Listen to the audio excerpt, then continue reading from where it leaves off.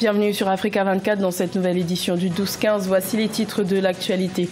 La feuille de route de la CEDEAO est toujours d'actualité au Togo, mais elle suscite encore des débats.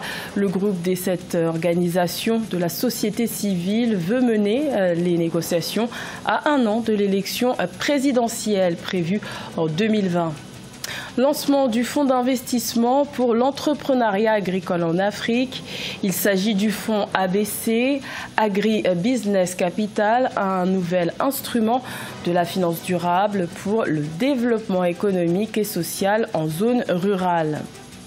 Et les étudiants tunisiens ne sont pas concernés par l'augmentation des frais de scolarité dans les universités imposées par les autorités françaises aux étudiants étrangers. Les raisons de cette exonération sont à suivre dans cette édition. Mais tout d'abord, l'audience de l'opposant camerounais Maurice Kamto et de ses partisans emprisonnés qui devait se tenir ce jeudi 21 février a été reportée au 26 février suite à une requête de leurs avocats sur la compétence d'un tribunal militaire pour juger les civils. Rappelons que Maurice Kamto, qui revendique toujours la victoire à l'élection présidentielle d'octobre 2018, a été arrêté fin janvier 2019 après avoir appelé à plusieurs marches de protestation interdites par le pouvoir. Près de 150 de ses partisans ont également été interpellés suite à des manifestations réprimées par les forces de sécurité. Ils sont accusés notamment d'hostilité contre la patrie et d'insurrection. La crise socio-politique que traverse le Togo est loin d'être terminée malgré la tenue des élections législatives le 20 décembre 2018 et la composition d'une nouvelle Assemblée nationale. Le groupe des 7 organisations de la société civile a mis en place un projet le 20 février qui est le renforcement des capacités de ses membres pour mener à bien l'application de la feuille de route de la CEDEAO. Reportage de notre correspondante Emefa Kofi. En 2020, le Togo organisera l'élection présidentielle, une échéance électorale qui suscite controverse au sein de l'opinion nationale. À ce jour, les réformes constitutionnelles et institutionnelles sont toujours attendues à l'Assemblée nationale. Le G7, une coalition de 7 organisations de la société civile, entend mener la médiation et le plaidoyer pour une sortie définitive de la crise politique au Togo. Nous allons faire des plaidoyers, rencontrer toutes les parties prenantes pour que les réformes soient inclusives dans l'intérêt de tous les Togolais. Par rapport à cela, c'est pour qu'il y ait la stabilité durable et que les élections ne soient pas source de conflits dans notre pays. Sur une période de 12 mois, le G7 entend relancer les négociations entre l'opposition et le pouvoir dans le cadre du projet pour la mise en œuvre de la feuille de route de la CEDEAO du 31 juillet 2018. Nous avons estimé à la fin du travail des facilitateurs qu'il n'y a pas eu de véritable dialogue entre les deux protagonistes. Ce qui reste à faire, en gros, ce sont les réformes constitutionnelles et institutionnelles et nous comptons sur la présente Assemblée pour les faire. Le projet pour la mise en œuvre de la feuille de route de la CEDEAO prendra fin le 20 décembre 2020. À ce jour, la société civile regroupée au sein du G7 a œuvré pour le retour des réfugiés togolais et plaide pour une amnistie en faveur de certaines personnalités politiques du Togo. Au Bénin, le coup d'envoi de la campagne électorale en vue des élections législatives du 28 avril n'a pas encore été donné, mais c'est tout comme, selon les organisations de la société civile et les partis de l'opposition.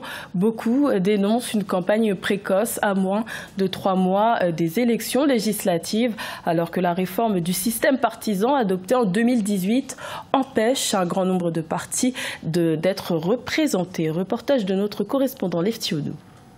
À la veille des élections législatives du 28 avril 2019, certaines manifestations semblent prendre un air de campagne électorale.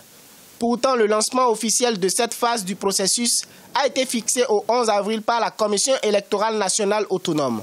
Plusieurs voix s'élèvent. Des organisations de la société civile et des partis de l'opposition dénoncent les manifestations de ce genre. Il se trouve dans des campagnes qu'on appelle campagnes précoces aujourd'hui, où des t-shirts apparaissent ou des casquettes, et certains s'habillent déjà avec les logos, etc., etc. Nous avons lancé un appel à la vigilance. Le Bénin a connu en 2018 une réforme du système partisan avec l'adoption d'une nouvelle charte des partis politiques et un nouveau code électoral. Selon des organisations de la société civile, certains acteurs politiques et agents publics agissent en violation de la loi électorale.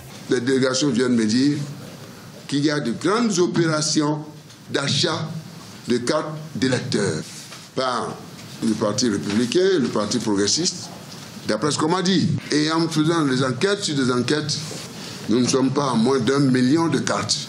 L'article 135 du Code électoral relatif à la production du duplicata de la carte d'électeur suscite également la polémique.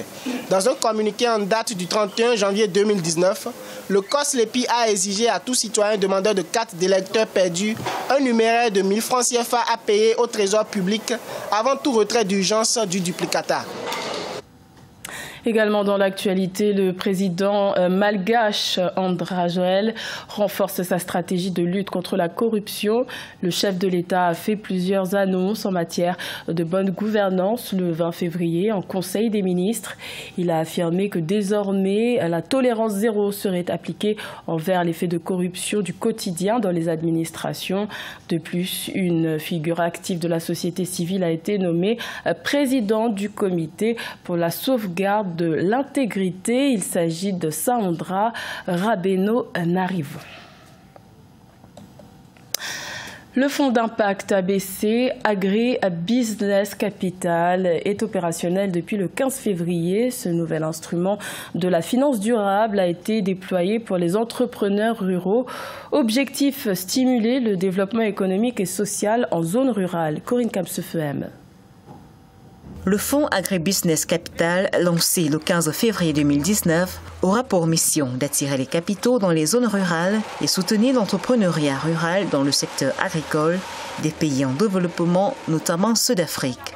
Ce fonds a été lancé par le Conseil des gouverneurs des États membres du Fonds international de développement agricole, FIDA. Il vise la mobilisation de 200 millions d'euros sur les 10 prochaines années et compte toucher plus de 700 000 ménages dans les pays en développement. Tous ces financements-là se situent dans le cadre de l'aide publique au développement. Et donc, l'aide publique au développement a un objectif, c'est celui de la réduction du taux de pauvreté en milieu rural. Le fonds Agribusiness Capital proposera des prêts allant de 20 000 à 800 000 euros aux petites et moyennes entreprises rurales, organisations paysannes, aux groupes de petits exploitants. Il faut vraiment se coller aux principes de l'aide publique au développement. Et ces principes-là, il y en a 5. Le premier, c'est l'appropriation. Il faut l'harmonisation. Il faut que les aides soient harmonisées. Nous avons ce qu'on appelle l'alignement. Ça veut dire quoi? Il ne faut pas venir en aide à un pays lorsque tu sais que ce pays-là n'a pas des structures à même de pouvoir rentabiliser ces aides-là. Le quatrième point, c'est le résultat. Nous avons ce qu'on appelle la responsabilité mutuelle. Pour l'heure, le fonds Agribusiness Capital dispose de 54,5 millions d'euros des parties prenantes, à savoir l'Alliance pour une révolution verte en Afrique, le groupe des États d'Afrique, des Caraïbes et du Pacifique, l'Union européenne et le Luxembourg. Ce fonds contribuera à réaliser les objectifs de l'Alliance Afrique-Europe pour les investissements et les emplois durables dans le secteur agropastoral. Les étudiants tunisiens ne sont pas concernés par l'augmentation des frais d'inscription pour les étudiants étrangers dans les universités françaises en 2019. Une mesure pourtant décidée par l'État français en novembre 2018. Les explications sur cette exonération dans ce sujet de la rédaction. C'est au total plus d'une dizaine de milliers d'étudiants tunisiens qui est dispensé depuis le 15 février de la majoration des frais d'inscription aux universités françaises. Une décision prise en parallèle de l'augmentation des frais de scolarité pour les étudiants étrangers dans les universités, annoncée en novembre 2018 par les autorités françaises. Nous avons demandé une exonération importante pour les étudiants tunisiens qui font leurs études en France.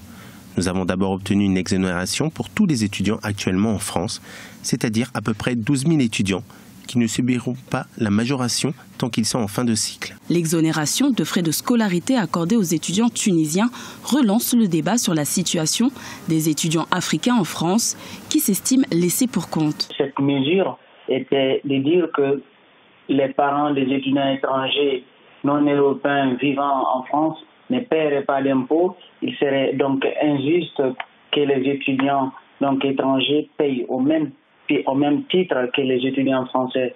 Il a exonéré en même temps les étudiants tunisiens, sachant que, à notre connaissance, les étudiants tunisiens sont également des étudiants étrangers. Il y a une contradiction. Après, c'est des jeux diplomatiques. La stratégie nationale française d'attractivité des étudiants internationaux prévoit désormais de faire passer les frais de scolarité pour les étudiants étrangers de 170 à 2770 € en licence et de 243 ou 380 à 3770 € en master ou en doctorat. Des frais d'inscription qu'au moins 10 universités ont refusé d'appliquer.